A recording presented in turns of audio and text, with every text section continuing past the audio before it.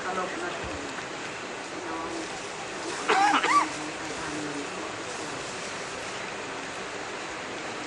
พ่อแม่พี่น้องเป็นเป็นพระยามาความเป็นสิ่งที่ดีในงานในนี้เราได้มาเข้ากันน้ำใจความสามัคคีเพื่อสร้างพระธาตุเจดีย์เราให้ลูกให้หลานของพวกเราที่เข้าร่วมบูชาเข้าไปและเพื่อสร้างให้คุณธรรมศีลธรรมเพื่อสร้างในบ้านเมืองเราเป็นไปด้วยศีลธรรมเป็นศีลธรรมพวกเราได้เป็นบุญบารมีของพ่อแม่ครูบาอาจารย์เป็นสิ่งที่เคารพนับถือเป็นสิ่งที่บูชาทำสู่ประเทศชาติบ้านเมืองประเทศชาติบ้านเมืองเจริญร่มเย็นเป็นสุขวันนี้จะเป็นสิ่งที่ทำพวกเราปฏิบัติสิ่งห้าที่พวกเราปฏิบัติคุณสมบัติสิ่งทำปฏิบัติของพนักงานของเราของนักพนักงานของเราและก็สิ่งทำที่เราเป็นไปด้วยความหมายความสำคัญเป็นไปด้วยความรักแรงช่วยเหลือสิ่งกันและกันอาจารย์แซมคุณได้เล่าไปอันนี้ข้าพเจ้าคิดที่อันนี้เราสร้างขึ้นมาคิดด้วยใจประมาณอันนี้เป็นศรัทธาของพี่ของน้องว่าทุกคนในนครหลวงมีกันในประเทศของเรามันจะเต็มไปด้วยสายน้ำแห่งบุญที่ดังประธานในมหางานดำรงบุญประธานอบตถึงดาวของเราที่เป็นได้ถ่ายทอดมาตลาดภาคไปเพื่อได้สร้างพระคำสั่งสอนไว้ว่าเราว่าทุกคนต้องได้สร้างพุทธนำบก่อศาลาสร้างมังขาไต่เต้าสร้างเป้ารอหล่อมคนสร้างกุศลสัวพญาสร้างนักปราชญ์เพื่อสั่งสอนสิ่งธรรมแนวทางของเพิ่นและคำสั่งสอนของเพิ่นออกมาจากคำสั่งสอนของพระพุทธเจ้าที่ได้กล่าวไว้ตั้งแต่นั้นเดินมาเราปฏิบัติศีลปฏิบัติธรรมได้เท่าใด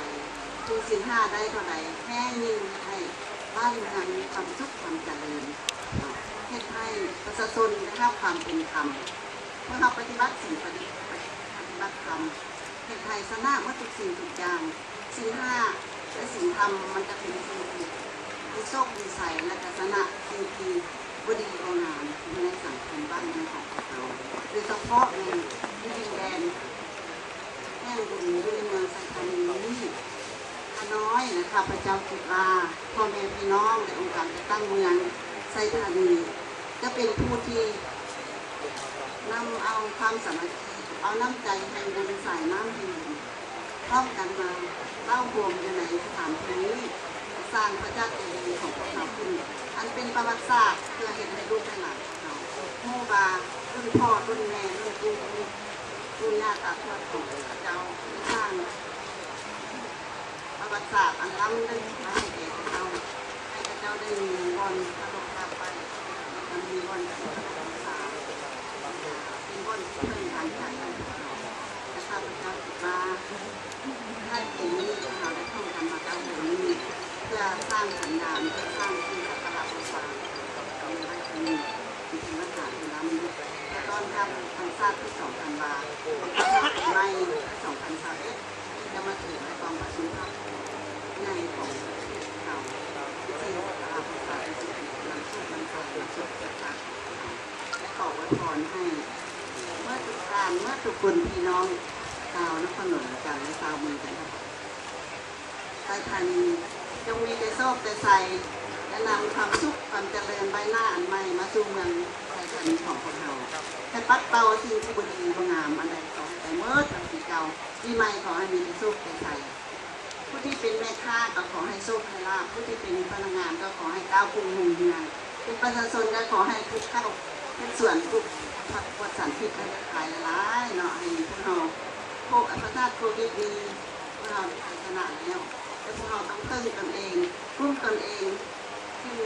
ผ่านมาปีนึงวิกฤตเป็นโอกาสสร้างให้พวกเราลูกมันขยันเพียรนะเพิ่มคูณสร้างลาวเพิ่มลาวแล้วก็ลาวเที่ยวลาวขอให้มีความร่มเย็นเป็นสุขนะคะสา